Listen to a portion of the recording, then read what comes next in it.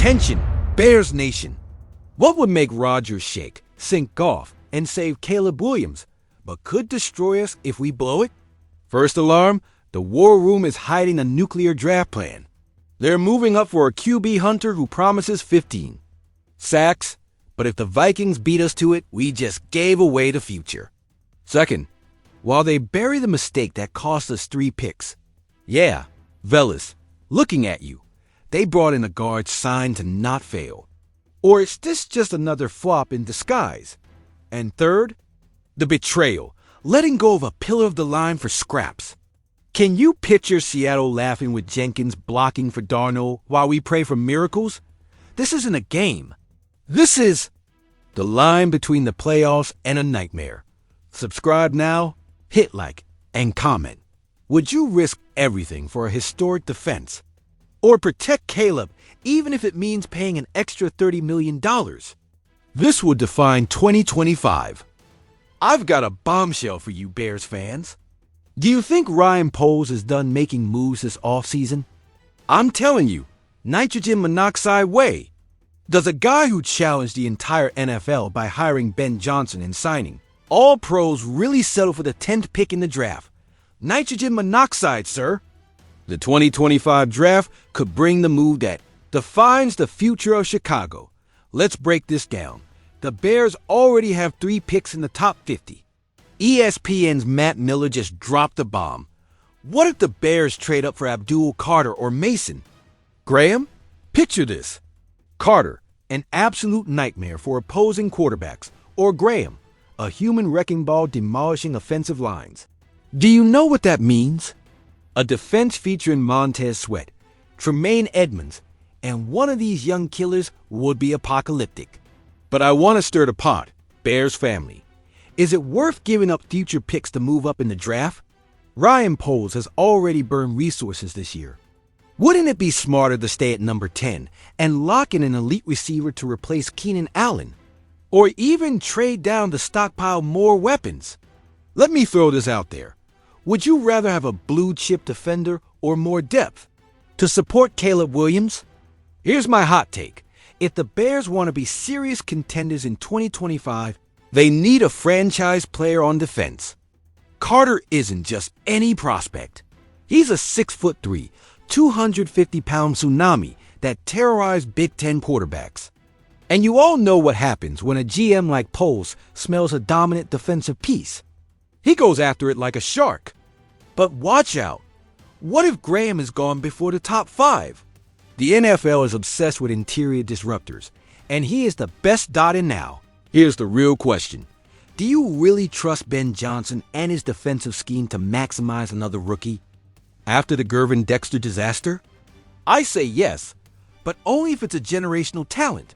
If Poles lands Carter, I swear the NFC North will shake. Now, let's hear it. What would you do, Bears fans? Trade up aggressively for Carter or Graham, even if it costs future picks? Or play it safe and build depth? Ryan Poles has his eyes on the ring, and this move could lift them up or bury their hopes. Drop your take in the comments below. What's going on with Velus Jones heading to New Orleans? And why are the Bears locking in Jonah Jackson until 2027? I've got the details that are shaking up the league. Velus Jones. Where did the potential go? Listen up. Velus Jones, the wide receiver Chicago picked in the 3rd round back in 2022, just signed with the Saints. Sound familiar? Of course it does. This is the same guy the Bears thought would revolutionize their passing game. But what happened? 12 receptions, 135 yards, and 1 touchdown in 3 seasons. Let me tell you something, folks. Those numbers are pathetic. A wasted 3rd round pick? I think so. And don't get it twisted, Jones didn't just struggle as a receiver. He coughed up 4 fumbles in 29 games. How does a player with his size 6'2", 200 pounds, not manage to secure the ball? Let me ask you, is that a concentration issue or a technique problem?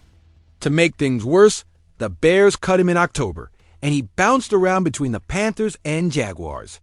Now the Saints are giving him another shot, but will he compete with Alvin Kamara? Or will we fight for a spot among the receivers? In New Orleans, neither Cedric Wilson Jr. nor Dante Pettis scares anyone. And let's be real if Jones doesn't. Shine here, is his NFL career as good as over? Jonah Jackson, the wall to protect Caleb Williams? But listen to this. While Jones is packing his bags, the Bears aren't wasting any time. Jonah Jackson, the new offensive guard, just signed an extension through 2027. What does this mean? Simple. Chicago is dead set on protecting their franchise quarterback. What's up, Caleb Williams? At all costs. Jackson's deal guarantees $7 million in 2026 plus $5.5 million for injury protection. Is that too much? I'm telling you right now, nitrogen monoxide way. With Joe Thuney and Drew Dalman on board, the Bears are building the best interior line in the NFC North. Remember all the criticism about failing to protect Justin Fields. This is a declaration of war. Are we seeing the dawn of a new era? Velus Jones is gone, and while some might say good riddance, the real question is, did the Bears mess up from the start with him? Or was it just bad development?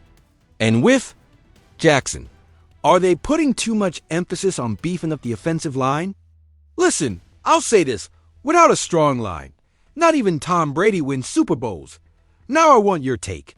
Was Velus Jones the biggest draft bust of 2022? And do you think Jonah Jackson and company will turn this O-line into the most feared unit in the NFL? Are we about to make a massive mistake that could haunt us all season long? Are you telling me Ryan Poles is going to let Teven Jenkins walk one of the most underrated warriors on our offensive line for just $31 million? Seattle Hawks? I swear, if I see Jenkins blocking for Sam Darnold, I'm going to make Soldier Field shake with my screams. Look, I get the strategy. The Bears brought in Joe Thuney, Jonah Jackson, Drew Dalman. Yeah, a VIP remodel of the O-line. But, let me ask, is Teven Jenkins a luxury we can afford to lose? This guy put up a PFF grade of 75.4 in 2020 top 20 among the low LN the NFL. 5th in pass protection, keeping Justin Fields upright. And now that Caleb Williams is coming in, we're letting him go just to save a few million. Seattle doesn't just want him. They need him.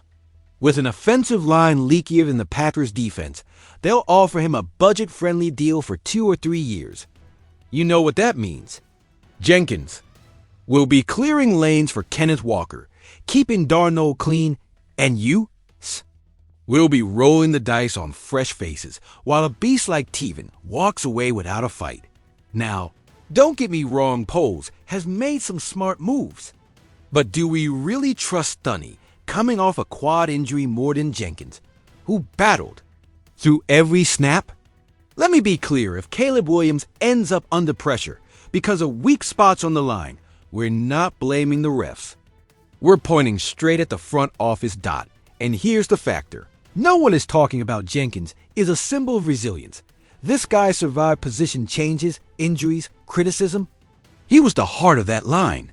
Are we really swapping out heart and grit for some shiny new parts? Final question for Bears Nation. If Jenkins dominates in Seattle and our O-line falls apart, will this go down as the mistake that doomed the Caleb Williams era before it even started? Drop your opinions below. Do you agree with letting Jenkins go, or is this a disaster in the making? The big question for Bears Nation is on the table. Would you trade future capital to secure a talent like Carter or Graham in the draft? Or would you rather take the slow and steady approach to building the roster? This decision could define not just next season, but the franchise's future. And here's another hot debate. Was Velus Jones the worst draft mistake in 2022? Now, with Jonah Jackson leading a revamped offensive line, do you think we have the most dominant unit in the NFL? Or is there still a missing piece? But there's a ghost lingering. If Teven Jenkins thrives in Seattle and our line crumbles, will this move be seen as the mistake that killed the Caleb Williams era before it even took off? Would you fight to keep him, or do you trust in the current plan? Now it's your turn, part of this Bears family. Drop your thoughts in the comments. What's your draft strategy? How do you judge Velus' legacy? And are we making a huge mistake letting Jenkins go? You're just one click away from joining the off-season's hottest discussion. Subscribe now and be part of Bears Nation. We build this community together. Hit the bell so you don't miss any analysis, rumors, or debates. We're not just fans here. We're family. Until the next video, bear down.